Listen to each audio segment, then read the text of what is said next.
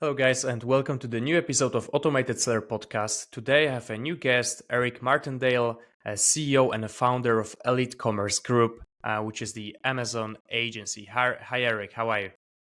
Jacob, good. Thank you for having me. Sure.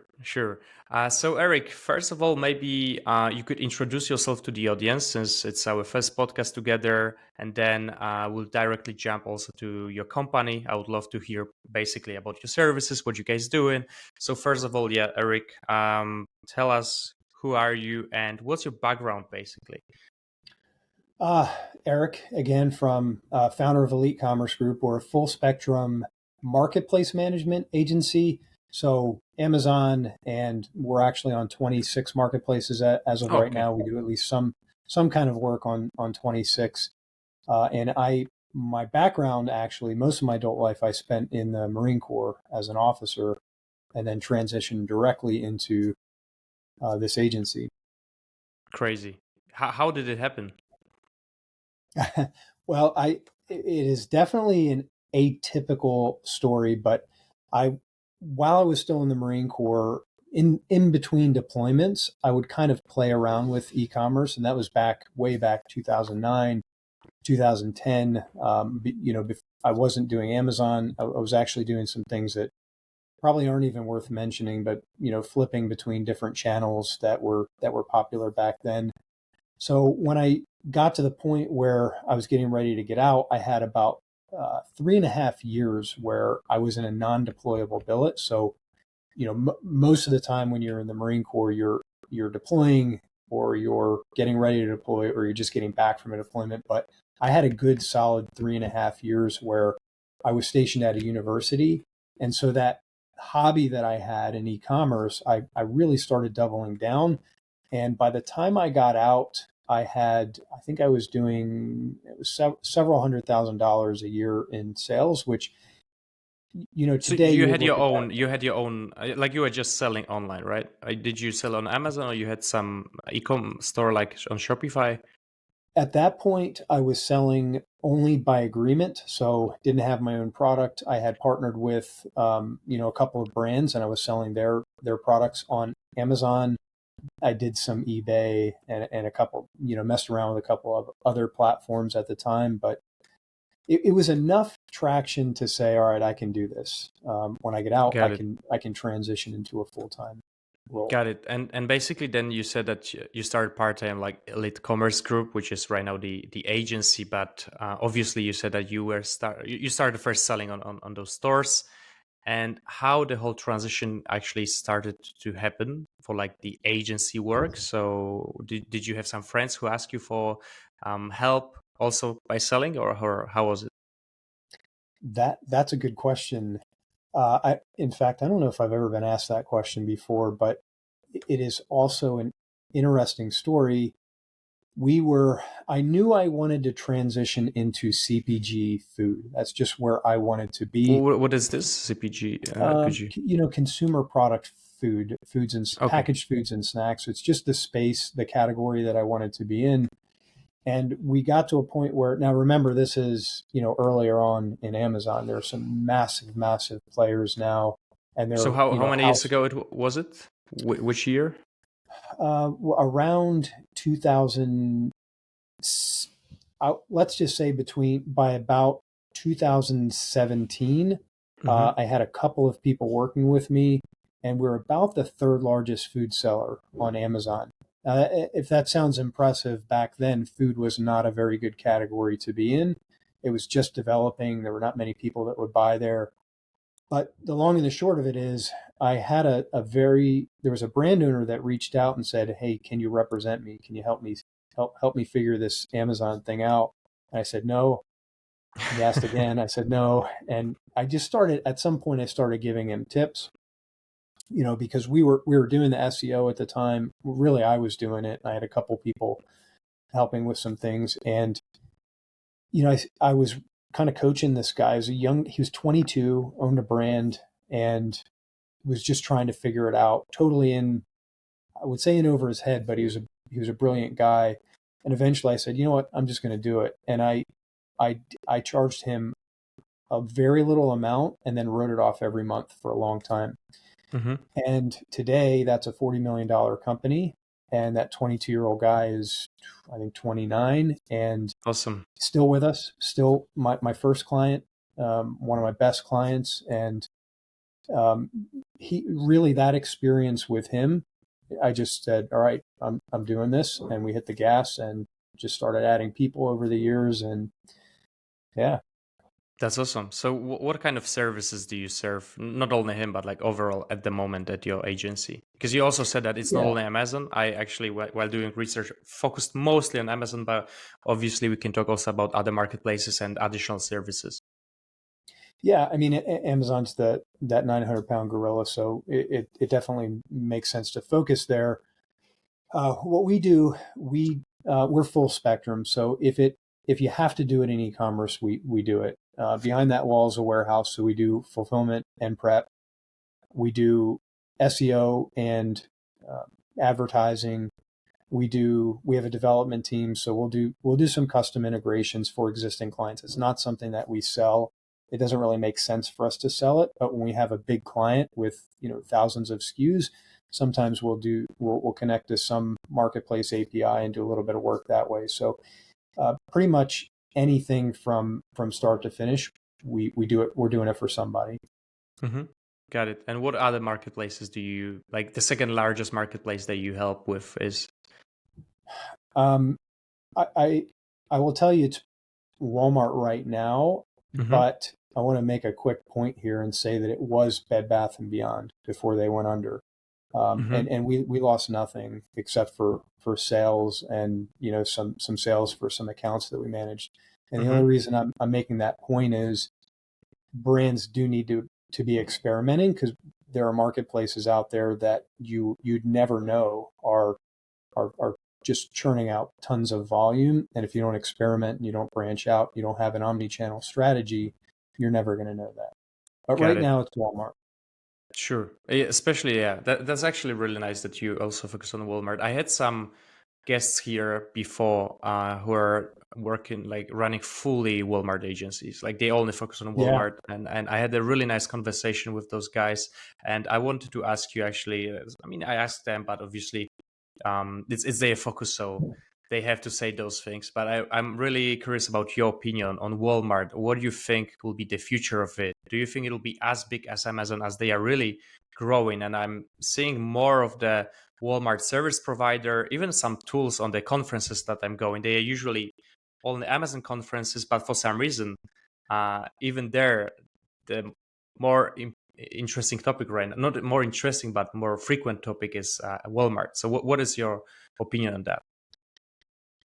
It's hard to say, because there are some things that are happening in the e-commerce space that I don't know that Amazon or Walmart are playing into.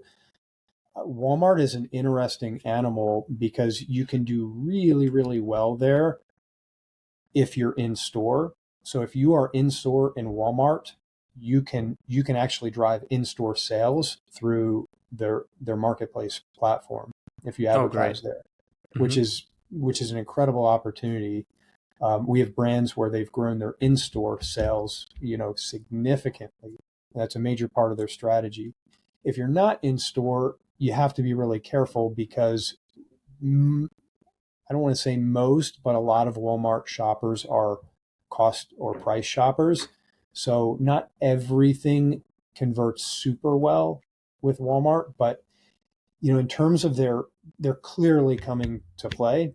They're clearly putting a lot of focus and effort into it, and they have the ability to do that. And they've got a massive customer base that is not going away with Walmart stores. So I definitely think they have a lot of advantages that even Amazon doesn't have right now. Got it. And also, I think that one of the factors is like, yeah, basically that Walmart right now, like what I heard from people saying is that it's like Amazon in 2017. So there's a great opportunity Hmm. to jump on it, and it's really worth it just to give it a try if you are not there. Especially when you are a brand doing very solid on Amazon, you might just consider scaling to other marketplace. And I think Walmart, especially for US um, I business agree. owners, is a great opportunity. I agree. And if you've gotten good at selling on Amazon, I think you hit the nail on the head with, trying, and, it doesn't necessarily have to go fantastically. I think it will. I think you have a really good chance. But if you have the fundamentals down on Amazon, there are an awful lot of sellers on Walmart that are not putting that Amazon level of effort into it. So, or expertise. So it is definitely worth giving it a shot for sure. Awesome. Yeah, great to hear. I really wonder also if Walmart will expand beyond US. I know that I think they have something to do in Canada, right? But it's still like Yeah. The same continent. So I really wonder if they actually will expand at some point to Europe. Wow, no one knows. That would be interesting. That would be super Yeah. interesting. So Eric, I will ask you one question that I really like to ask business owners who are running some kind of like agencies or marketplaces, agencies. So what differentiate you from others? If you could give us some competitive advantages that you have. There are a couple of things. We're number one, we're truly omni-channel. Like we talked about before, Amazon, you have to be on Amazon right now. If you have a brand, that really should be your core marketplace channel. But we operate on, as of yesterday, 26 marketplaces, and if we're not there and we think a brand needs to be somewhere, we'll operate on 27 tomorrow. So we tend to work with a brand and do, just double down. Most of the brands we work with are a little bit larger. So if we find an opportunity to expand, we'll figure that out. We tend to be kind of part two, which that is probably a good segue into. We are very, very forward leaning. So I'll use my own money to develop a new marketplace and figure out if it works and figure out how to compete there. Anything from, TikTok Shop, which is going to be massive. That's a big frontier right now. To metaverse commerce, which we're experimenting with. What exactly is TikTok Shop, if you could tell us? So I'm not on TikTok, so. Well, not to sell. So TikTok has been a social media platform mostly in the US, but in other parts of the world, like in Asia, they have a social commerce activity. TikTok Shop is essentially, it's like a Shopify store built in tandem or inside of TikTok. And TikTok is putting a lot of resources into competing there. They've done a lot of really important things lately that I think everybody has to pay attention to. Number one, they've launched a sponsored product feature. Number two, they've announced they're going to block Shopify links. Oh, wow. To so you have to actually sell through it, because as far as I know, I mean, it's not that I don't have TikTok. I'm not really using it, but basically my friends who are running their brands, their products, they usually use TikTok as just like a marketing channel. So they move all of the traffic to external link, like a Shopify store, for example. Yes. And you just said that they will block it. This is all brand new. Depending on when your viewers watch this is brand new as we record this, but they've announced that they're going to block Shopify. Now you can't really link to Amazon, except I think in the bio, but it looks like Shopify really wants to block or restrict all external or driving traffic externally, which, we know TikTok is a powerful channel when it comes to driving traffic. And if they can internalize all of that, they have this massive user base. It's like 85 million people in the US. It's something like 1.5 billion people worldwide. They're going to be a big player very, very soon. Awesome. Yeah, it's definitely worth checking out. I know that it's possible for you to create a store on, like, I think it's called Facebook Marketplace, but then also on Instagram, there's a way for you also to create a store. So it makes sense also for TikTok to just copy this trend. Yeah, if you think about it, if you look at other parts of the world, social commerce is massive. It's how people prefer to shop. If you look at China, very, very popular, and it's not been very popular here. And I think the reason is because we use social media here, and we just, as business owners, we drive all that traffic to Amazon because of the potential there. it's the big player. We just really haven't made it happen yet. All of the users, the people are there on TikTok, and TikTok hasn't really built out that feature very well here. They're about to build out or partner to build a fulfillment network. But once those pieces are in place, the traffic is there, the user base is there, the interest is there, the credit card is attached. I think we're going to start to see social commerce really blow up here. Oh yeah, yeah. That's really nice. I'll definitely need to check this out also. So great. Now, Eric, I want to ask you, what's the typical collaboration with the client that you have? So if someone reaches out to you and say, "Hey, I have this brand, or I'm just brand new to Amazon.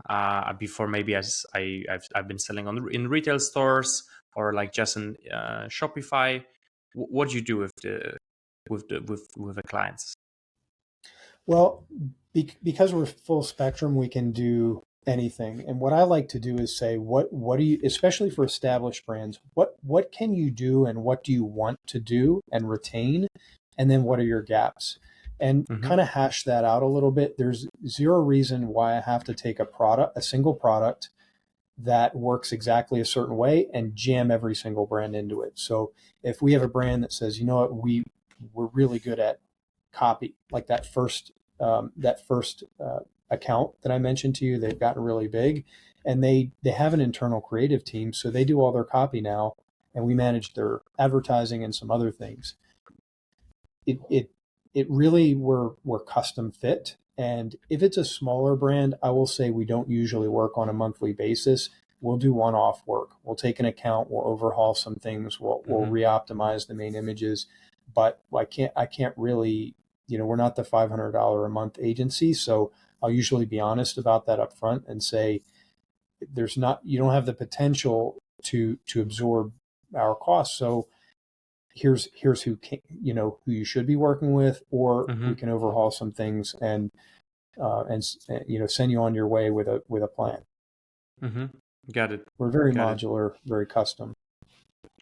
I really like this tailored approach to each client, although it might be sometimes overwhelming, right? I mean, we also have similar cases. We have different services in our agency, and not every client that comes to us is the right fit. So I really like this transparency also with the budgets. I don't know what's your approach? Like, do you ask? Is it like in your questions to the client, like, hey, what's your budget, or how does it work? I never ask what somebody's budget is. I don't think that's a bad question in some spaces. Like what you guys do, I think that makes a ton of sense. When it comes to e-commerce, we're really looking at smaller brands and almost, I don't want to say you don't know what you can afford, but I do want to say I know how this plays out. I don't want to lose. I don't want to lose in any fight. I don't want the brand to lose. I don't want to be in a situation where a brand is unhappy in 3 months. So I'll usually look at that and say, look, just the economics don't make sense here. I don't want you to fail. I don't want to fail. Here's what I think we can do to double your sales. But then at that point, here's a plan for how you can manage this yourself, or here's another agency that is a little bit cheaper. Got it. Yeah, I really like it. Now, for your day-to-day work, since the AI topic is right now very hot, could you share with us how do you actually leverage AI technology? How do you use it, or if you use it? But I think yes. So everyone is. I think you have to now. But we have a direct integration with OpenAI and a couple lesser known platforms where we use it to basically format data. So if we have some bigger brands that have thousands of SKUs, and I mentioned we're on 26 marketplaces. So one of the more boring things that we do with it is we have a series of, we have a system basically that works with GPT, which is behind Chat GPT, and it'll turn a catalog that's fit for Walmart, but not fit for, say, Overstock, and it'll reformat it.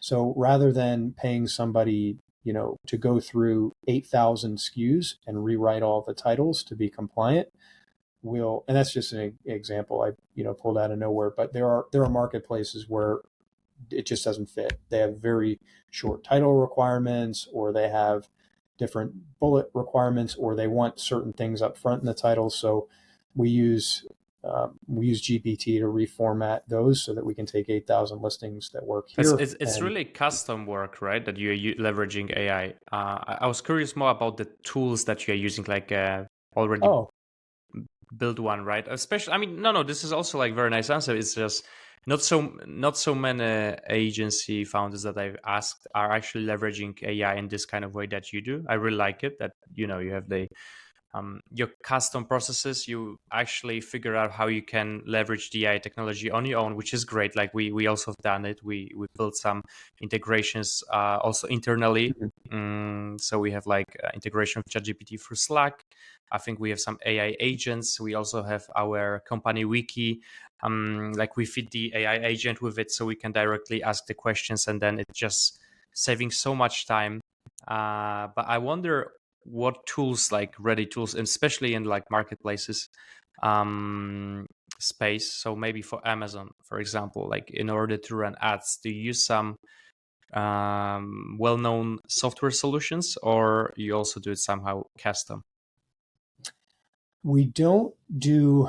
It's kind of a tricky question because I don't want to. I don't want to throw anybody under the bus, but there's obviously, better than anybody, there's a difference between automation and AI, and there's a difference between AI and generative AI. So we use our own platform, a program that we built to manage ads, and there's Oh, great. automation in it. I'm going to be honest in saying it is not AI. So Mm-hmm. I think a lot of service providers they just, as soon as Chat GPT got successful or well known, they slapped AI on top of their platform. Not that companies aren't using it; they are for sure. Our ad software is, we're looking at it. We haven't quite used it yet. It's kind of hard to take, hundreds of thousands of dollars in budget and shift it over to something like that. So we're Yeah, playing with totally. it. We're trying to model out what we can get from it and what we can't. We haven't done that yet. And just some of the off the shelf stuff, we're using Bard and Mm-hmm. Oh, Chat nice. How do you GPT. use Bart actually? So you'd have to ask the developers. I don't know exactly, but Chat GPT, Okay. one of the more useful things I've found there, and you guys are 100% tech company from as I understand it, but we'll troubleshoot code. The developers Mm-hmm. will. They'll get it. It'll write code. They'll things like that, like the hard sciences. I feel like those tools are great for. I think they're phenomenal. Excel macros, things like that. Totally, totally. There's a Copywriting. GitHub Copilot, which just saves you so much time. Like you don't have to write everything from scratch. So Yes. totally. Copywriting, the more popular things that people are using it for, like copywriting, I don't think it does a great job at. Just honestly, I think that if you're using it for Amazon listings, you're going to get a C plus out of it, maybe. Mm-hmm. And Amazon requires an A plus. So Yeah. I think people are using it wrong, but unless you don't care, you're writing it for emails or something, but hard sciences, it's great for.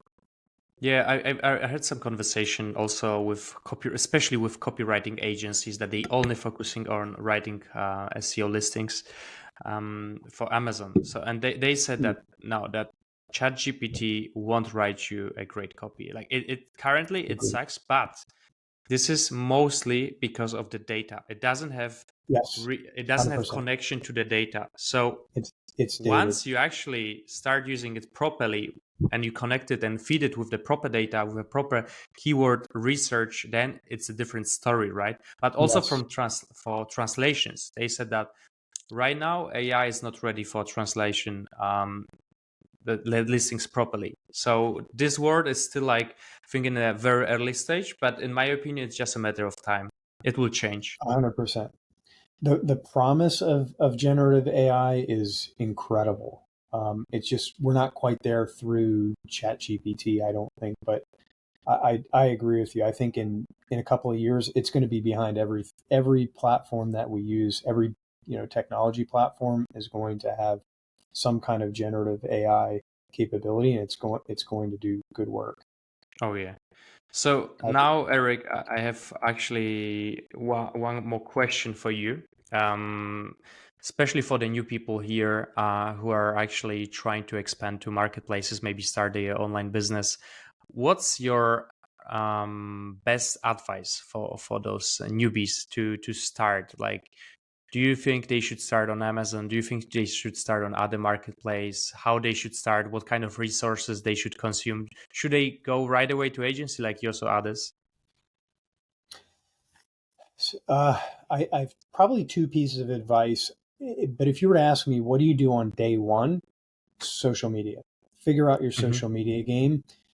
It is right now, it makes the difference between good brands and great brands. Everybody has to advertise. If you want to grow on Amazon, you have to advertise. You have to do it in granular detail. You have to be really good at it. You have to know what's changing day by day. But if you can if you can work social into that, you have an enormous advantage if you're good at it. Hmm. There's tons of brands using social media. I don't know if there's tons that are really good at it, that have broken it down into a science. So get good at that and plan to use that to drive traffic to your whatever, whether it's Amazon or anywhere else. These algorithms love off-platform traffic. They absolutely love Hmm. it.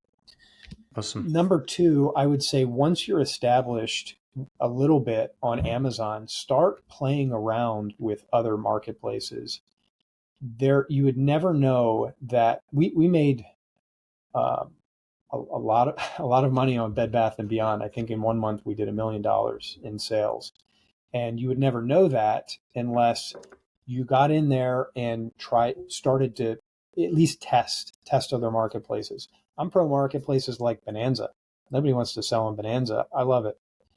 Um, we talked about Walmart. There are tons of there's Walmart Canada. There's the Bay in Canada. If you can once you start figuring out how to work in Canada with Amazon Canada and Walmart Canada, the Bay, excellent marketplace in Canada. And as you do that, if you develop the ability to test different marketplaces, one, have a good catalog.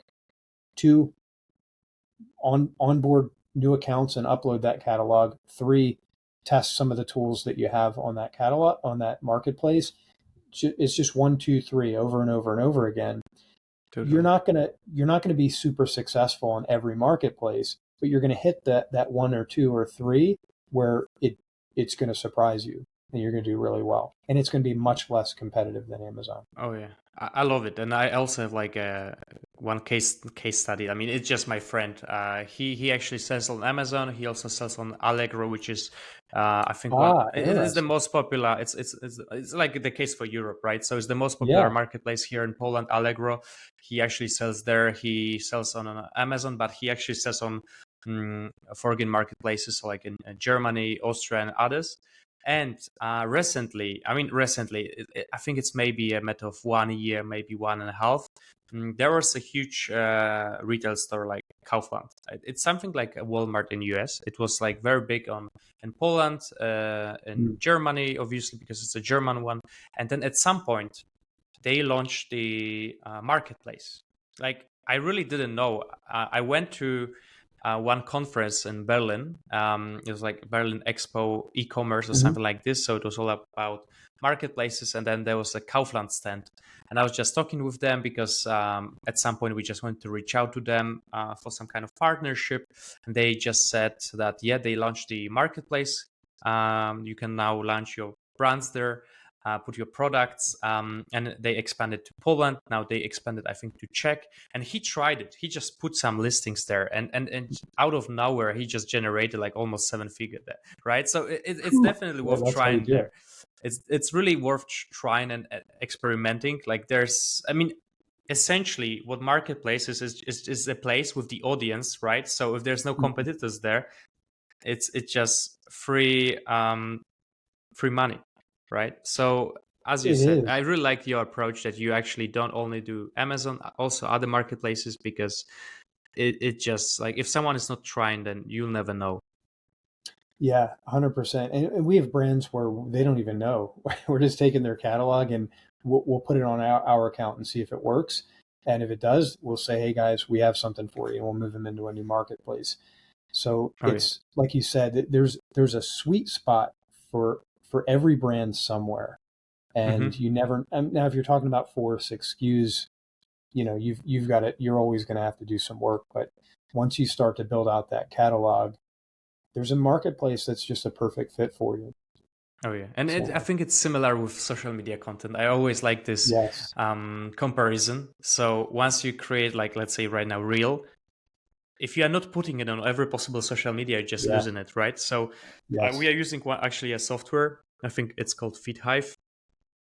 So once we have a reel, for example, out of this podcast, we just distribute it so to Facebook, TikTok, YouTube Reels, and like YouTube Shorts or and Instagram really. Reels, right? Can you say So that again? What is it's that? a it's FeedHive. I should do affiliate with them. It's really great software. You just Yeah, create one short short format video, and you just distribute it automatically, and you don't have to think about it, right? And then you get viewers yeah. from all of the platforms. So once my friend, actually, he Wow. never been on TikTok.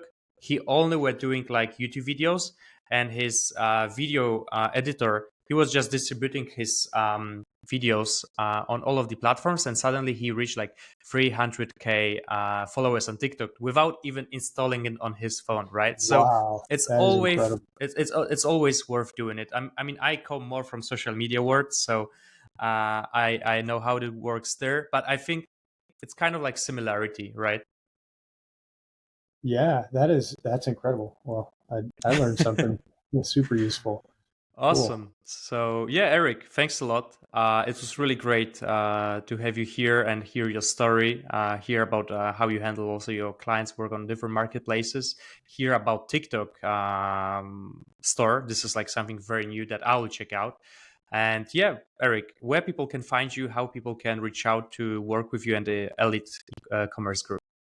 Yeah, you can find me on LinkedIn, Eric Martindale. You can look us up, elitecommercegroup.com. We have a YouTube channel, Elite Commerce Group, where it's more frontier oriented, so new and emerging marketplaces, where the industry is going. Uh, Reach out wherever, and love to Awesome. talk. I'll make sure to also include your links in the description. Thank you. So this will be live on YouTube, and also I'm using also one software to distribute podcasts to all of the platforms that they are there. So I don't Really, even know where the podcast is. It's probably on I like love it. 10 or 15 platforms. So I'm a big fan of distributing stuff. Awesome, Perfect, awesome. That's Eric. smart. Thanks a lot. Thank you. Thanks for Yep. having me. All right. Bye bye. See ya.